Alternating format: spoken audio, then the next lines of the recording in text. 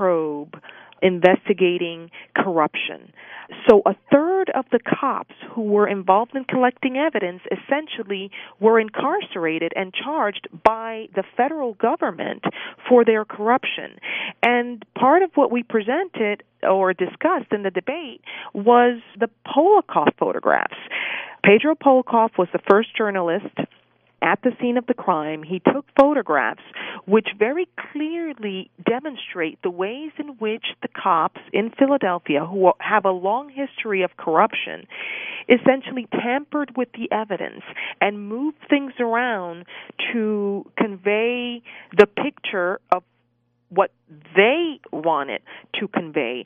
Those photographs also demonstrate that a police officer is photographed holding two guns with bare hands at the scene of the crime. That same police officer testified on trial that he had properly handled those guns. We also discussed the fact that there was a fourth person at the scene of the crime by the name of Kenneth Freeman, who the prosecution concealed from the trial. And as you probably know, there's a book out written by a crime investigation journalist, Patrick O'Connor, entitled The Framing of Mumia Abu-Jamal, which actually identifies Kenneth Freeman as the shooter and the killer of Daniel Faulkner. So, and actually, the cops brought him in immediately after the shooting to the police department, and he was identified twice by Cynthia White as the shooter, and Cynthia White was the key witness in the prosecution's argument at trial. But they had Cynthia White not say what she said originally, which was that Kenneth Freeman was the shooter. They coerced her to actually say that Mumia Abu-Jamal was the shooter. So the question is, what went on here, and why is there so much corruption? Why was there so much concealing of evidence on the part of the prosecution? Why was it that the judge who presided over the case, Judge Albert Sabo, was overheard by a court stenographer say that he was going to, quote, help them fry the nigger, referring to how he was going to help the jurors make a decision about Mumia Abu-Jamal.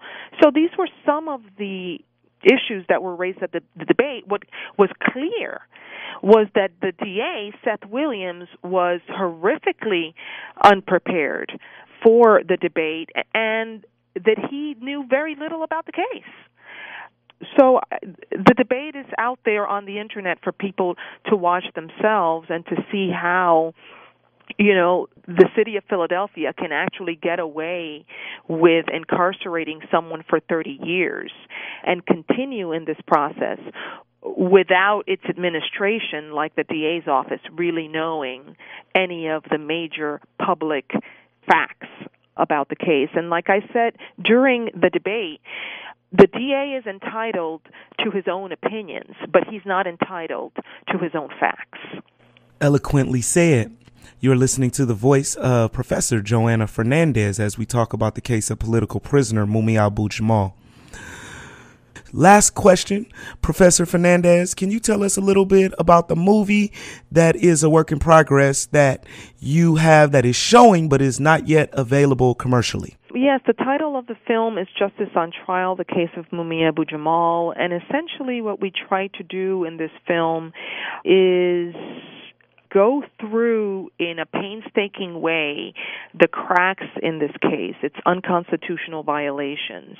We also explore the issue of Kenneth Freeman, the fourth person at the scene of the crime that was concealed at trial, and who many scholars who've studied the case believe to be the shooter of Officer Faulkner. But very importantly, we talk extensively, or we deal extensively with the problem of police corruption in Philadelphia. The fact that in 1979, Philadelphia was singled out by the Justice Department at the federal level for its conduct and for its homicidal behavior in Philadelphia against African American and Latino defendants.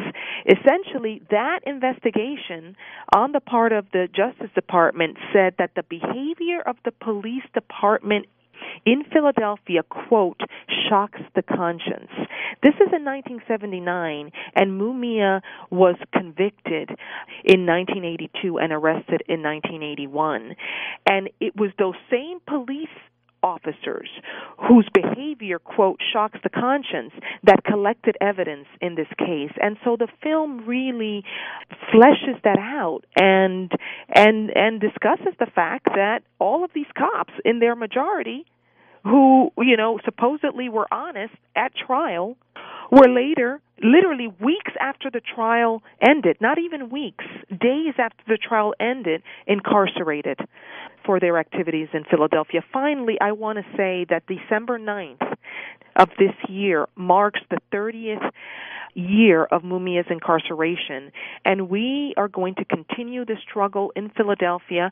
We're going to the National Constitution Center to essentially ask for a new trial for Mumia Abu-Jamal and for his release after 30 years. And joining us will be Cornel West, Arundhati Roy by video, Michelle Alexander by video, Immortal Technique will be there, Michael Cord, who's the attorney in Philadelphia, Vijay Prashad, whom people might know, who's a professor at Trinity College, who's written quite a lot about the world economic crisis. He's written about the Arab Spring, and he helped organize Asians for Mumia in the 1990s.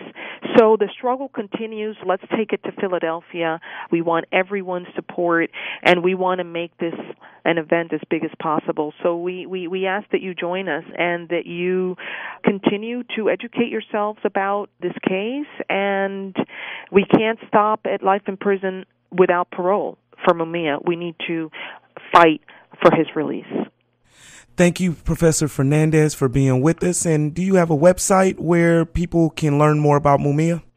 Yes, emajonline.com and Free Mumia. Can you spell that? Yes, Emaj, E-M-A-J, online, one word. And Emaj stands for Educators for Mumia Abu-Jamal. So that's emajonline.com, but also freemumia.com is an excellent site.